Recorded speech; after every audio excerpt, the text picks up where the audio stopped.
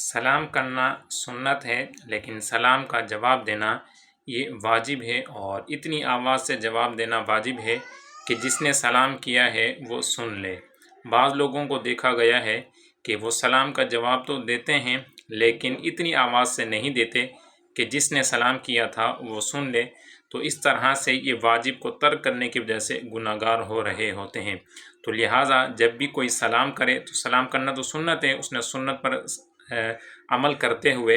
اتنی آواز میں سلام کیا کہ آپ نے سن لیا، تو آپ پر اب جواب دینا واجب ہے، وہ بھی اتنی آواز سے کہ جس نے سلام کیا تھا وہ سن لے۔ تو بعض لوگ اسی طرح سلام کا جواب دے دیتے ہیں لیکن ہلکے سے ہونٹوں کو حرکت دیتے ہیں لیکن آواز نہیں نکالتے، اس وجہ سے اب چونکہ ان کی آواز جس نے سلام کیا تھا اس تک نہ پہنچی، اس وجہ سے یہ لوگ گناہ گار ہوتے ہیں۔ لہٰذا اتنی آواز سے سلام کا جواب دیں کہ دوسرا سن لے، تاکہ واجب پر عمل بھی ہو جائے اور انسان گناہ گار ہونے سے بھی بچ جائے۔